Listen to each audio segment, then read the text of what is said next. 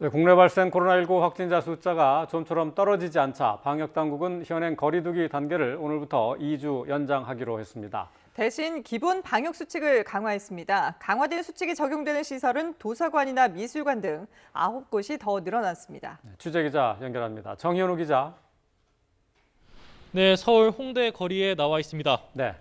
자, 거리두기 단계는 그대로 유지가 되는 건데요. 기본 방역 수칙에 변화가 생기는 거죠?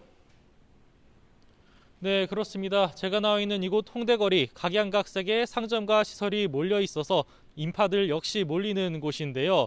손님들은 마스크 착용이나 출입명부 작성 등은 이제 익숙하실 테고 업주분들도 자연스럽게 매장을 소독하고 방역수칙을 안내해 오셨을 겁니다.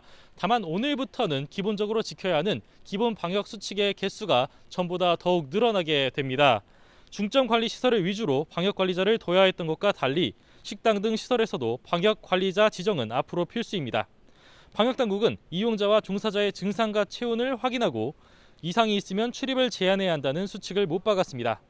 또 시설별로 정해진 이용 가능 인원도 함께 게시하고 입장을 안내해야 합니다.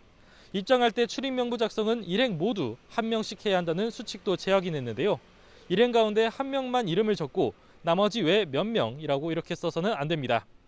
식당과 카페와 같이 음식을 파는 시설이 아닌 곳, 가령 도서관이나 박물관, 스포츠 경기장 등에서 음식 섭취를 금지하는 방역 지침도 마련됐습니다. 키즈카페에 마련된 별도 식사 공간이나 이용 시간이 긴 국제회의장에서 정해진 곳에서 음식을 섭취하는 것은 예외적으로 허용됩니다. 기본 방역 수칙이니만큼 거리두기 단계와 관계없이 항상 지켜야 합니다. 이런 수칙이 적용되는 시설 종류는 더욱 늘었습니다. 기존 중점관리시설과 일반관리시설 24곳에 더해 미술관과 박물관, 도서관, 스포츠 경기장, 전시관, 박람회 등 9개 시설이 추가됐는데요. 박물관이나 전시회, 국제회의장 등 시설엔 출입 인원이 4제곱미터당 1명으로 제한됩니다. 앞서 언급한 음식 섭취 등 제한과 유증상자 출입 금지 등 이러한 조치들은 해당 시설들에 오늘부터 적용됩니다.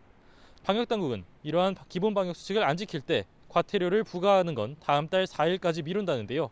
현장에서 준비할 시간을 주겠다는 설명입니다. 강화된 기본 방역 수칙과 함께 현행 사회적 거리두기 수준, 수도권 2단계와 비수도권 1.5단계는 다음 달 11일까지 적용됩니다. 지금까지 수도권에서 밤 10시 식당, 카페 등 시설 영업 제한은 유지가 됩니다. 지금까지 서울 홍대거리에서 YTN 정현우입니다.